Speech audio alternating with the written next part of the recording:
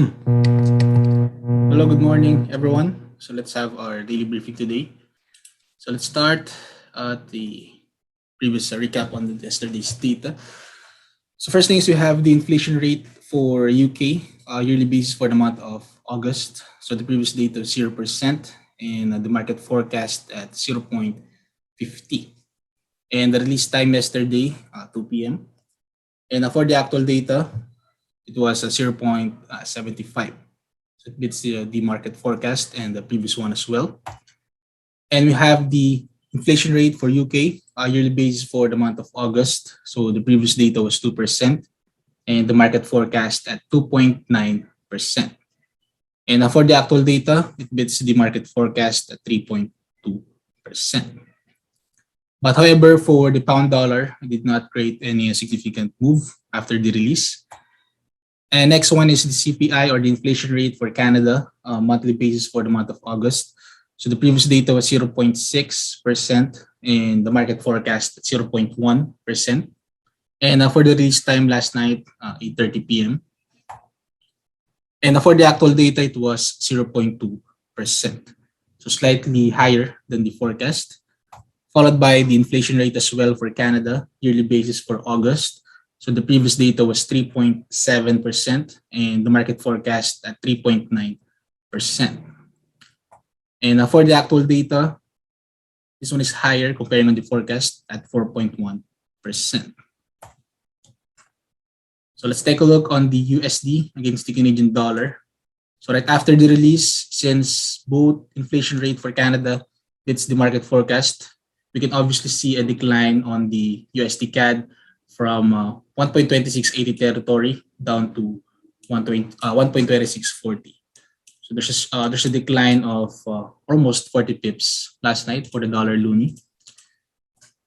And for today's economic data, so earlier today during the Asian session, we have the gross domestic product or GDP for New Zealand, yearly basis for the second quarter. So the previous data was 2.9% and the market forecast at 16.3%. And the release time earlier, 6:45 a.m. And for the actual data, it was higher on the comparing on the forecasted at 17.4%. So this one was their record high during the second quarter. So if we're going to base on the stats right here, so this one was the highest recorded GDP for yearly basis on the second quarter, around the 17.4%. So they never touched this territory or 17.4%, which is the lowest was about negative 9%. And also, we have the GDP as well for New Zealand, but this one is quarterly basis. So the previous data was 1.4% and the market forecast at 1.3%. And the actual data, it's higher on the comparing on the forecasted at 2.8%. So both data for New Zealand was better and it beats the market forecasts. So that is why the price of the Kiwi dollar made a strong push from 0.71 or 0.7110 all the way to 0.7135 territory. And also we have the employment data for Aussie. So employment change, the previous data was 2.2K and market forecast at negative 70K. And the release time earlier, 9:30 a.m. But for the actual data, this one is a negative 146.3K. So this one was actually their lowest since September the year 2020 and also this year, April 2021. And also we have the unemployment rate. Previous data was 4.6% and the market forecast at 4.9%. But for the actual data, it was 4.5%. So right here, obviously, there's a strong decline on the unemployment data for the Aussie since a lot of things are happening in the country right now. But even though the actual data is 4.5%, still the unemployment data did not beat the previous one, which is way lower comparing on the past couple of unemployment data. So that is why it did not create any significant move after the release.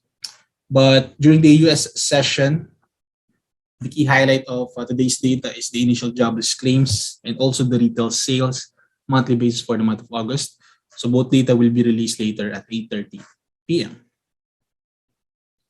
And for our key product for today, we have the British pound against the USD.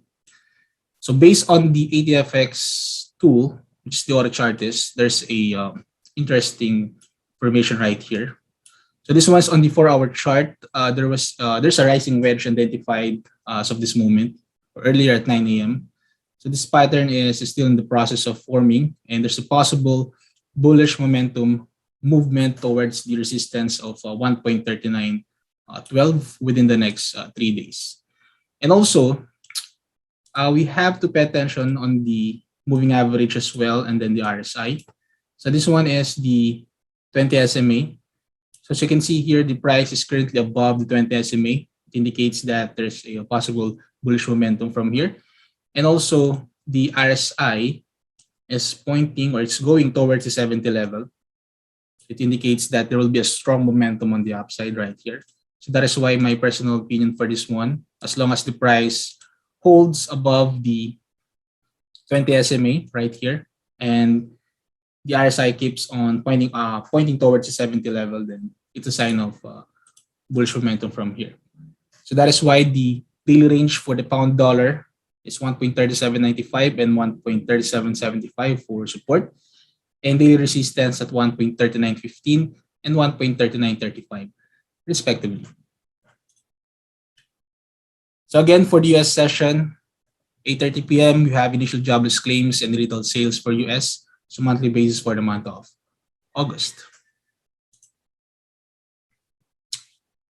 All right, so that's all for our daily briefing today. Thank you everyone for joining. Please stay safe and have a great day.